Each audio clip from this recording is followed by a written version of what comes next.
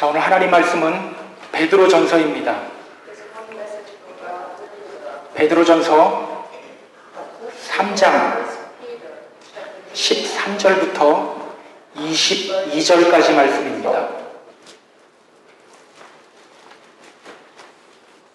자, 우리가 한 목소리를 읽을까요? 같이 읽습니다. 또 너희가 열심으로 선을 행하면 누가 너희를 해하리요? 그러나 의를 위하여 고난을 받으면 복 있는 자니 그들이 두려워하는 것을 두려워하지 말며 근심하지 말고 너희 마음에 그리스도를 주로 삼아 거룩하게 하고 너희 속에 있는 소망에 관한 이유를 묻는 자에게는 대답할 것을 항상 준비하되 온유와 두려움으로 하고 선한 양심을 가지라. 이는 그리스도 안에 있는 너희의 선생을 욕하는 자들로 그 비방하는 일에 부끄러움을 당하게 하려 함이라. 선을 행함으로 고난받는 것이 하나님의 뜻일진데 악을 행함으로 고난받는 것보다 나으니라. 그리스도께서도 단번에 죄를 위하여 죽으사 의인으로서 불의한 자를 대신하셨으니 이는 우리를 하나님 앞으로 인도하려 하심이라. 육체로는 죽임을 당하시고 영으로는 살리심을 받으셨으니 그가 또한 영으로 가서 옥에 있는 영들에게 선포하시니라. 그들은 전에 노아의 날 방주를 준비할 동안 하나님이 오래 참고 기다리실 때에 복종하지 아니하던 자들이라. 방주에서 물로 말미암아 구원을 얻은 자가 몇 명뿐이니 겨우 8명이라. 물은 예수 그리스도께서 부활하심으로 말미암아 이제 너희를 구원하는 표니 곧 세례라. 이는 육체의 더러운 것을 제하여 버림이 아니요 하나님을 향한 선한 양심의 간군이라. 그는 하늘에 오르사 하나님 우편에 계시니 천사들과 권세들과 능력들이 그에게 복종하느니라. 아멘. 아멘. 주님의 영광에 드립니다.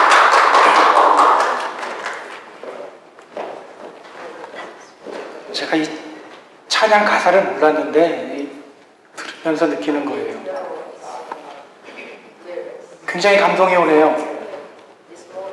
주님의 못 박힌 손, 못 박힌 발. 내가 그 주님의 못 박힌 손에 손을 포개고 달려나가겠습니다. 그 못 박힌 발에 내 발을 같이 포개고 함께 가겠습니다. 오늘 이 고백이 우리의 고백이 되었으면 좋겠습니다. 병에 걸려서 산속에 버려진 개가 있었어요.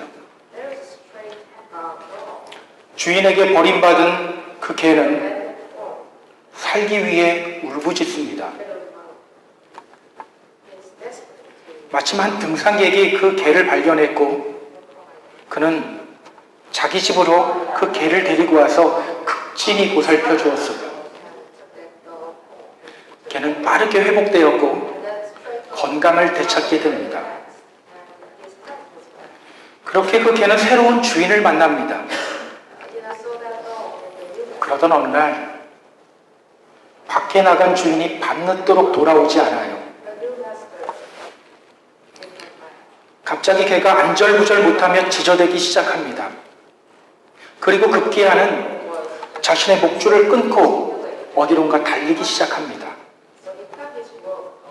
그렇게 한참을 달린 개는 어느 다리 위에 멈춰서서 사정없이 지저댑니다. 마치 누군가를 다급하게 부르는 것 같았어요. 때마침 한 행인이 지나가고 있었고 그는 뭔가 이상하다고 느낍니다. 사람이 다가오자 그 개는 계속해서 자신의 몸을 다리 아래로 향하면서 뒤를 돌아봅니다. 아, 다리 밑에 무언가 있구나. 직감한 그는 그렇게 다리 밑으로 개를 따라 내려가요. 그런데 이게 웬일입니까?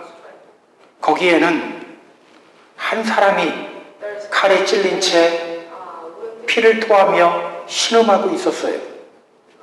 바로 그 개의 주인이었습니다. 이 이야기는 실제로 있었던 이야기예요. 자신에게 은혜를 베풀어준 주인에게 은혜를 갚은 개의 이야기입니다. 사람이 아닌 동물도 은혜로 갚습니다. 갈라디아서 6장 7절은 이렇게 말하고 있어요. 사람이 무엇으로 심든지 그대로 거두리라. 사람이 무엇으로 심든지 그대로 거두리라. 이것이 바로 하나님의 법칙입니다. 뿌리는 대로 거두는 법입니다. 선을 베풀면 선이 되어서 돌아오고 악을 베풀면 악이 되어서 돌아오게 되어 있어요. 그래서 오늘 본문도 말하고 있습니다. 또 너희가 열심으로 선을 행하면 누가 너희를 헤아리요? 너희가 열심으로 선을 행하면 누가 너희를 헤아리요? 그런데 여러분, 이 말에 전적으로 동의하세요? 이 말이 정말 맞는 말입니까? 뿌린 대로 거둔다는 법칙을 믿고 우리가 선을 행합니다. 그런데 항상 선으로만 돌아옵니까? 그렇지 않을 때도 있죠. 사실은 그렇지 않을 때도 있어요. 분명히 선을 베풀었는데 그것이 나에게 고통으로 다가올 때가 있습니다. 중국에서 실제로 있었던 일입니다. 어느 날 아침 출근길에 일용직 근무자였던 펑위라는 사람이 길 위에 쓰러져서 도움을 요청하는 한 할머니를 보게 됩니다. 도움을 요청하고 있는데 아무도 그 할머니를 도와주지 않아요. 그는 즉시 그 할머니에게 달려가서 부축해서 일으켜주고 또 가족들에게 연락하고 병원에서 치료를 받을 수 있게끔 도와주었어요. 그런데 얼마 후에 그는 아주 황당한 편지를 받습니다. 21,000불을 지급하라는 손해배상 청구를 받아요. 이 치료비가 너무 많이 나오자 자신이 도와주었던 그 할머니와 가족들이 자신을 상대로 손해배상을 청구한 거예요. 당신이 넘어뜨렸으니 당신이 배상해야 된다, 이 말입니다. 그는 너무나도 억울했어요. 저는 넘어뜨리지 않았습니다. 단지 발견하고 도왔을 뿐입니다. 하지만 그 할머니와 가족들은 요지부동이에요. 펑이가 자신을 넘어뜨린 것이 확실하다고 주장을 합니다. 고심 끝에 이 법원이 판결을 내려요. 어쩔 수 없습니다. 이럴 때는 공평의 원칙을 적용해야 합니다. 양쪽에서 같이 그 치료비를 부담해야 합니다. 여러분, 이러면 누가 억울한 겁니까? 펑이가 억울한 거죠. 법원에서는 이 펑이에게 치료비의 40%를 부담하라고 명령을 내렸어요. 이 사건이 전 세계로 퍼져나가면서 이 사건을 펑위 케이스, 펑위 사건이라고 부릅니다. 재판이 끝나고 그가 법원 앞에서 한 말이 있어요. 그가 울먹이며 말합니다. 앞으로 나에게 또 이런 일이 발생하면 이제 저는 다른 사람 도울 자신이 없습니다. 앞으로 또 나에게 이런 일이 발생한다면 이제 저는 다른 사람 도울 자신이 없어요. 여러분, 남의 일 같지가 않죠? 우리에게도 이런 억울함이 있을 때가 있어요. 믿는 자에게 복이 있나니 이 말씀 믿고 우리는 믿음의 길을 걸어갑니다. 그런데 복은커녕 고통이 올 때가 있어요. 분명 주님의 말씀을 믿고 선을 행하는데, 주님의 마음을 품고 선을 행하는데 이용만 당할 때가 있어요. 믿음의 공동체라고 다릅니까? 주님의 마음을 품고 교회를 섬기고 또 성도들을 섬기는데 뒤에서 이상한 소리가 들릴 때가 있어요. 저 사람은 왜 저렇게 나대냐? 무슨 꿍꿍이 속에 있는 거 아니야? 자기가 잘났으면 얼마나 잘났어? 이런 소리를 소리를 들릴 때 있잖아요. 이런 소리를 들을 때면 너무나도 고통스러워요. 아무것도 하기 싫어집니다. 이제 저는 다른 사람 도울 자신이 없습니다 라고 외쳤던 그 펑이처럼 믿음의 길을 계속해서 걸어갈 자신이 없어져요. 오늘 본문은 그렇게 믿음으로 말미암아 고통을 받고 또 선을 행함에도 불구하고 악으로 돌려받는 성도들을 향한 하나님의 메시지입니다. 선을 행해도 악으로 돌려받는 세상, 그런 이 세상을 살아가는 우리들을 위해 오늘 베드로가 말합니다. 선한 양심을 지켜야 합니다. 선한 양심을 지켜야 합니다. 오늘 보면 16절을 보세요. 그는 이렇게 말합니다. 선한 양심을 가지라. 선한 양심을 가지라.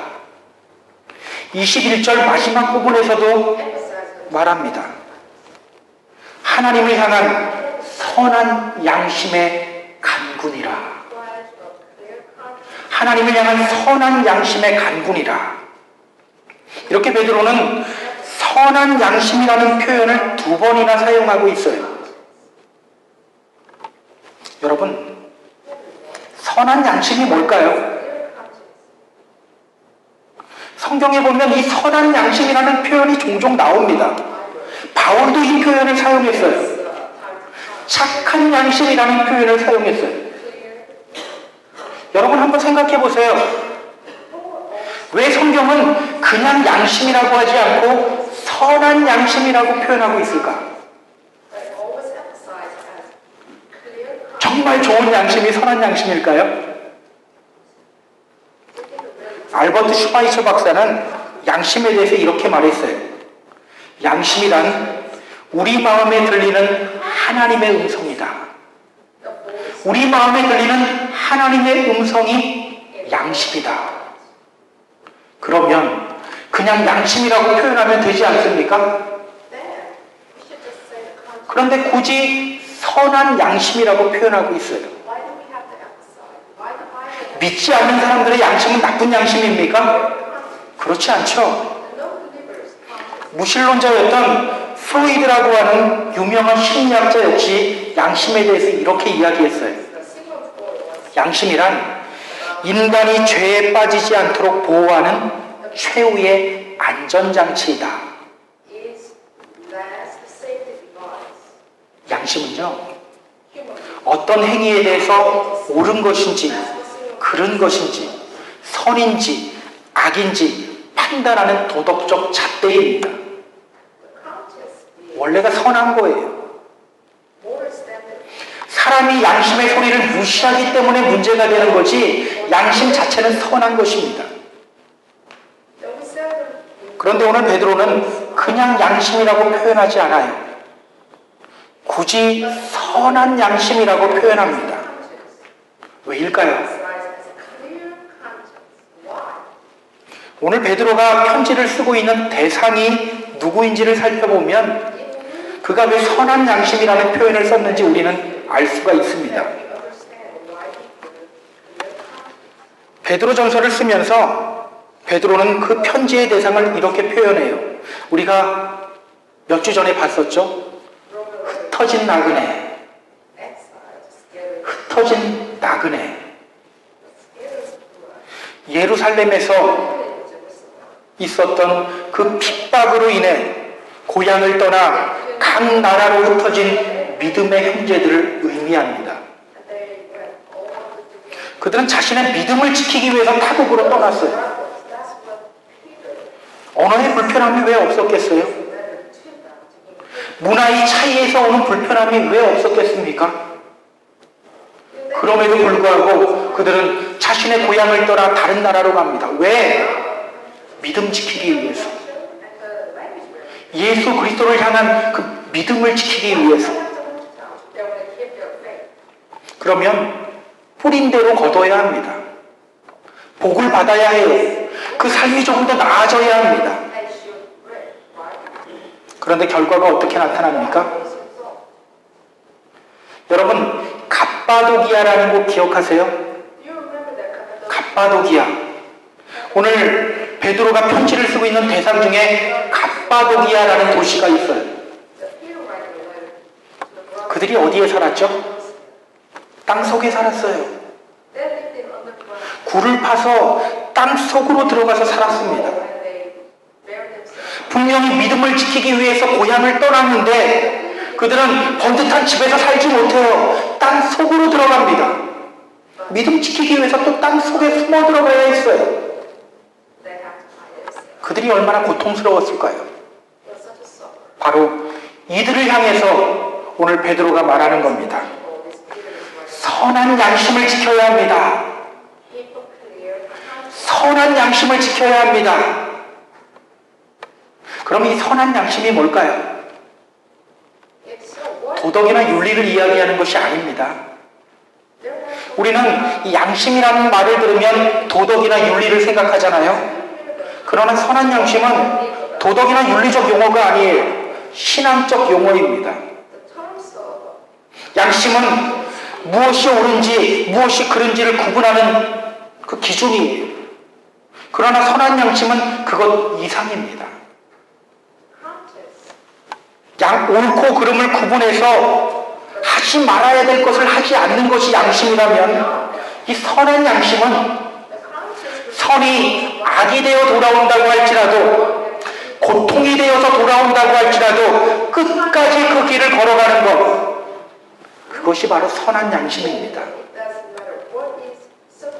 끝까지 믿음의 길을 걸어가는 것. 오늘 보면 14절을 한번 보세요. 고통받는 초대교인들을 향해 베드로가 말하고 있습니다. 14절이에요. 같이 한번 읽어볼까요? 같이 읽습니다. 그러나 의를 위하여 고난을 받으면 복이 있는 자니 그들이 두려워하는 것을 두려워하지 말며 근심하지 말고. 의를 위하여 고난을 받으면 어떤 사람이라고요? 복이 있대요. 이 고난과 복은 우리가 매치가 되지 않잖아요. 오늘 이야기합니다. 의를 위하여 고난받는 자는 복이 있다. 그러니 그 고난 두려워하지 마. 또 17절을 보시기 바랍니다. 또 같이 한번 읽어볼게요. 같이 읽습니다. 선을 행함으로 고난받는 것이 하나님의 뜻일진데 악을 행함으로 고난받는 것보다 나으니라. 선을 행함으로 고난받는 것이 하나님의 뜻이다. 믿음을 지키기 위해서 고향을 떠나서 다른 나라를 갔지만 더 큰 고통 속에서 살아가는 초대 교인들을 보며 베드로는 예수님이 가르쳤던 것이 생각났던 거예요.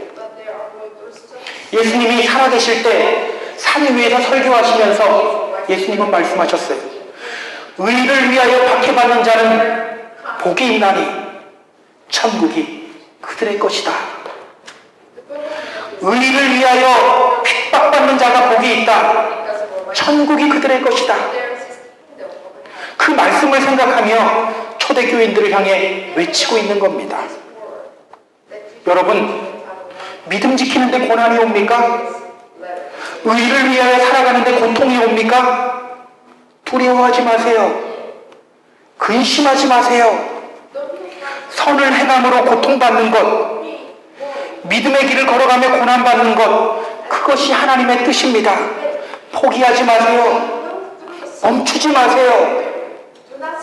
천국이 바로 여러분의 것입니다. 여러분 기억하세요. 포기하지 않는 것, 끝까지 믿음의 길을 걸어가는 것, 그것이 바로 선한 양심입니다. 그래서 디모데전서 1장 19절에서 바울은 이렇게 말하죠. 믿음과 착한 양심을 가지라. 어떤 이들은 이 양심을 버렸고 그 믿음에 관해서는 파선하였느니라. 믿음에 대해서 파선하지 않는 것, 고통이 와도 끝까지 믿음의 길을 걸어가는 것, 그것이 바로 선한 양심이라는 겁니다. 우리가 정말 두려워해야 할 것이 무엇일까요? 내가 믿음으로 이 주님의 공동체를 섬기는데 누가 오해하면 어떻게 하지? 내가 저 사람에게 주님의 마음을 품고 다가가는데 이용만 당하면 어떡하지? 우리는 이런 것들 때문에 두려워해요. 그러나 오늘 베드로는 우리에게 이렇게 말합니다. 15절을 한번 보세요. 너희 마음에 그리스도를 주로 삼아 거룩하게 하고 너희 속에 있는 소망에 관한 이유를 묻는 자에게는 대답할 것을 항상 준비하되 온유와 두려움으로 하고. 지금 의를 행하는데 고통 속에 빠져있는 그들에게 오늘 베드로가 말합니다. 너희 마음에 그리스도를 주로 삼아 거룩하게 하라. 선을 행했는데 악으로 돌려받습니다. 선을 행했는데 고통이 와요. 그러면 우리는 보통 외부적인 요건에 맞춥니다. 초점을 맞춰요. 저 사람은 어떻게 인간의 탈을 쓰고 저렇게 할 수가 있느냐? 믿는 사람이 말이야 저런 짓이나 하고, 목사가 말이야, 장로가 말이야, 집사가 말이야, 우리는 다른 사람에게 초점을 맞춰요. 그런데 오늘 베드로는 말합니다. 너희 마음에 그리스도를 주로 삼아 거룩하게 하라. 누구에게 초점 맞추라는 거예요? 나에게 맞추라는 거예요. 나에게. 지금이 내가 선한 양심을 가지고 나아가야 할 때구나 결단하라는 겁니다. 여러분, 우리가 정말 두려워해야 할 것은요, 내가 선을 행했는데 악으로 돌아오지 않을까 하는 두려움이 아닙니다. 내가 주님의 마음으로 대했는데 혹시 오해받지는 않을까, 이런 두려움이 아닙니다.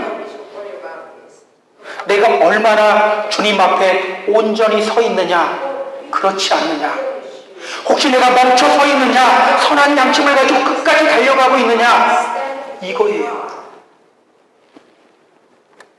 결국 끝까지 포기하지 않는 그 사람, 상처받으면서도 끝까지 주의 일을 힘쓰는 그 사람, 그 사람이 바로 선한 양심의 사람입니다. 오늘 베드로의 외침을 들으시기 바랍니다. 선한 양심을 지키라. 선한 양심을 지키라. 끝까지 구원을 향해 선한 양심을 지키며 달려나가는 저와 여러분이 되기를 주님의 이름으로 부탁드립니다. 우리가 왜 선한 양심을 지켜야 할까요? 왜 우리는 고통 속에서도 달려야 하고 상처 속에서도 끝까지 포기하지 말아야 할까요? 상처받으면 너무 아프잖아요. 쉬고 싶잖아요. 그런데도 달려가야 할 이유가 무엇입니까? 오늘 보면 18절을 한번 보세요. 그리스도께서 단번에 죄를 위하여 죽으사 의인으로서 불의한 자를 대신하셨으니 이는 우리를 하나님 앞으로 인도하려 하심이라. 육체로는 죽임을 당하시고 영으로는 살리심을 받으셨으니. 지금 베드로는 예수님의 십자가 사건을 여기서 이야기하고 있어요. 여러분, 우리가 어떻게 구원받았습니까? 우리가 어떻게 새로운 생명을 얻게 되었습니까? 주님의 십자가가 우리를 구원한 겁니다. 주님의 십자가가. 주님은 죄가 없었어요. 그럼에도 불구하고 십자가 위에서 말할 수 없는 고통을 당하셨습니다. 그 고통이 우리를 구원했다라는 거예요. 그 주님의 고난으로 말미암아 우리가 새로운 생명을 얻게 되었다는 겁니다. 그 구원이 어떤 구원입니까? 20절을 보세요. 그들은 전에 노아의 날 방주를 준비할 동안 하나님이 오래 참고 기다리실 때에 복종하지 아니하던 자들이다.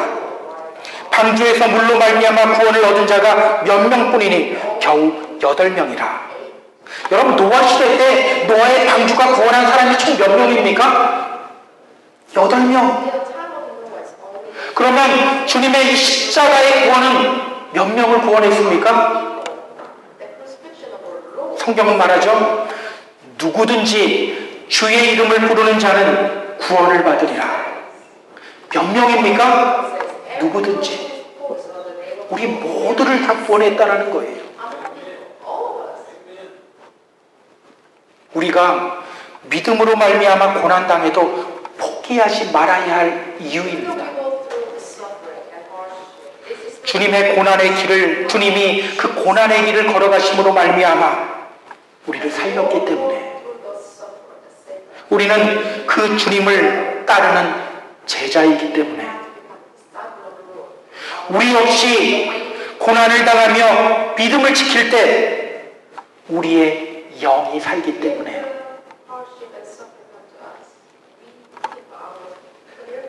결국 고난을 피하는 삶은 믿음의 길을 걸어가는 삶이 아닙니다.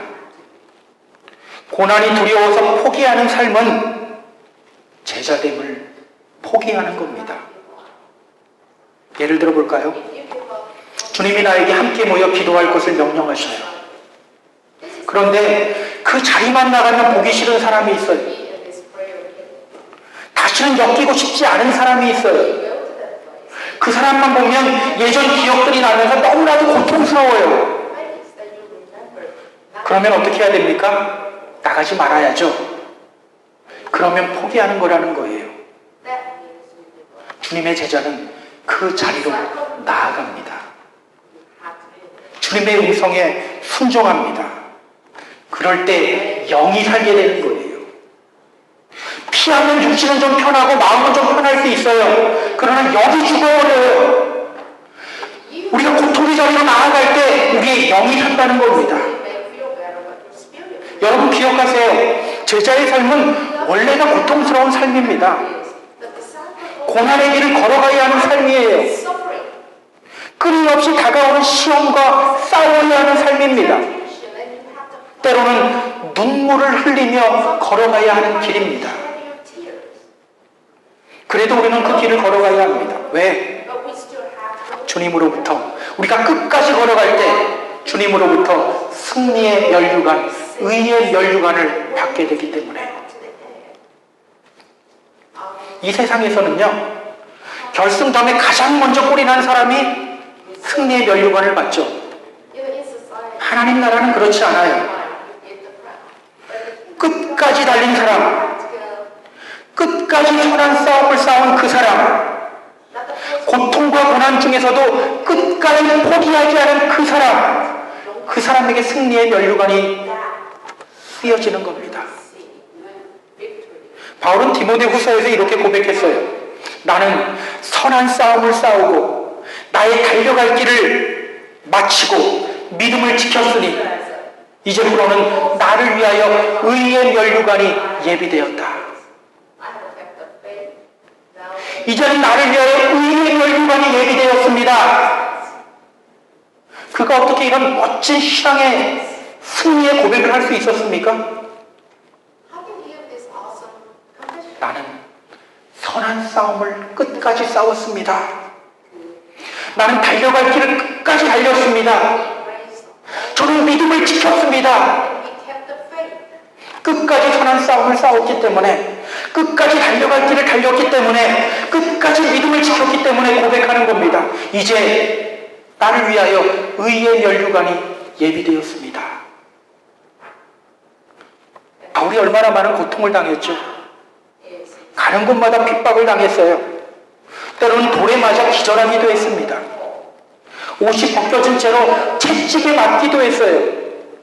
감옥에 들어가기도 하고 비웃음거리가 되기도 했습니다. 그러나 포기하지 않고 끝까지 달렸을 때 그는 고백합니다. 이제 나를 위하여 의의 면류관이 예비되었습니다. 제가 항상 기도하는 것이 있어요. 바울의 이 고백, 이 승리의 고백이 저의 고백이 되기를 원합니다. 마지막 하나님 나라를 바라보며 저도 이 고백했으면 좋겠습니다. 그동안 선한 싸움을 싸우며 끝까지 달렸습니다. 이제는 의의 면류관이 나를 위해 예비되었습니다. 바라기는 바울의 이 승리의 고백이 우리 모두의 고백이 되었으면 좋겠습니다. 우리도 후에 저 천국을 바라보면서 이런 고백을 할 수 있다면 그 사람의 인생이 바로 복받은 인생이에요. 우리가 여기서 당하는 고통들, 우리가 믿음의 공동체 안에서 당하는 여러 가지 오해들, 바울이 당한 고통보다 클까요?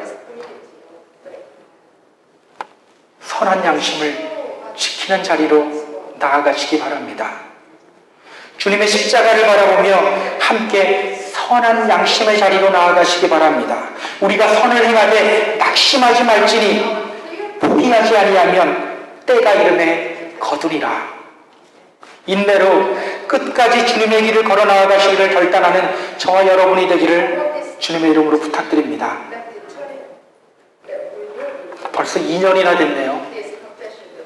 2년 전에 우리는 아주 충격적인 뉴스를 들었어요.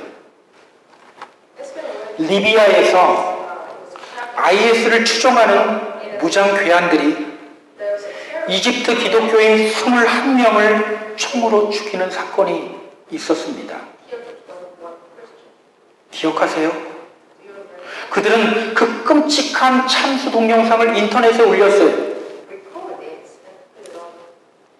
그 영상을 본 사람들은 그 잔인한 장면에 할 말을 잃었습니다.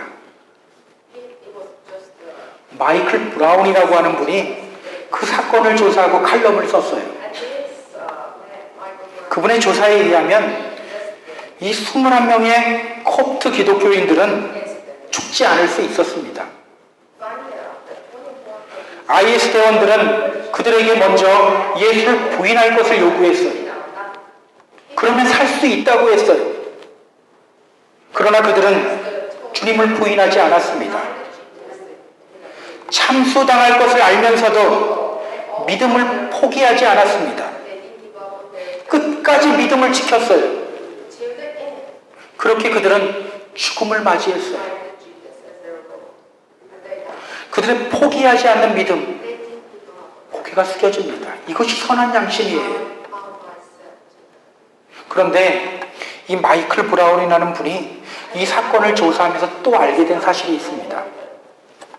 사실 이들 중에 20명만 콥트 기독교인들이었고 나머지 한 명은 아니었어요. 영상을 보면 오른쪽 끝에 있는 사람이에요. 피부색이 다른 사람보다 검은 한 명이 있어요. 그는 차드 공화국에서 온 차드 사람이었어요. 기독교인이 아니었습니다. 그리스도인들이 잡힐 때 재수없이 같이 잡혔던 거예요. 그는 죽지 않아도 됐습니다. IS 대원들이 물을 때 저 지금 잘못 잡아갖고 온 겁니다. 저 그리스도인 아닙니다. 그럼 끝이었어요. 그런데 그의 눈에 옆에 있는 그리스도인들이 눈에 들어와요. 죽음 앞에서도 예수님을 부인하지 않고 믿음을 포기하지 않는 그 그리스도인들을 바라보며 그가 감동을 합니다. 아, 이들이 믿는 예수가 진짜구나. 예수가 하나님이구나. 결국 그는 자신을 향해 총을 겨누고 있는 IS 대원을 향해 말합니다. 이 사람들의 하나님이 내 하나님이 됨을 고백합니다. 이 사람들의 하나님이 내 하나님이 됨을 고백합니다. 그는 말해요. 내 목을 치십시오. 당신들의 신이 내 신이 아니고 이들의 하나님이 내 하나님입니다. 오늘 보면 16절은 말하죠. 선한 양심을 가지라.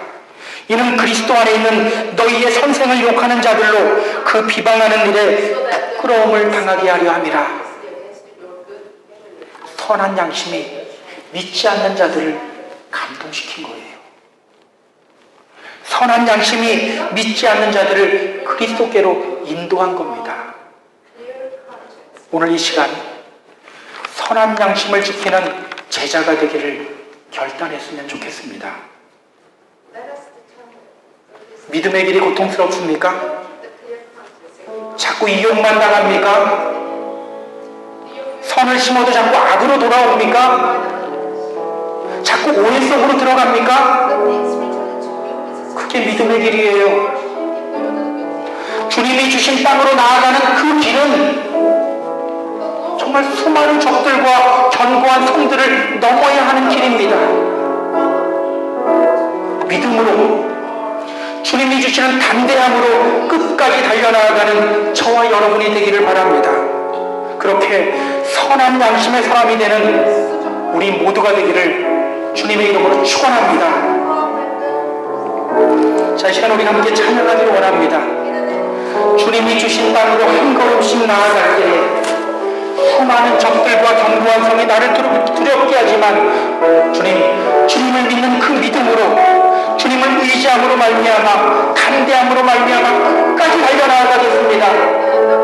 내가 마지막 하나님 앞에 설 때 주님, 이제는 나를 위하여 의의 멸류관이 예비되었습니다. 당당하게 고백할 수 있는 그런 입술이 되기를 원합니다. 시간 우리가 이 찬양을 하면서 함께 고백하고 결단하겠습니다.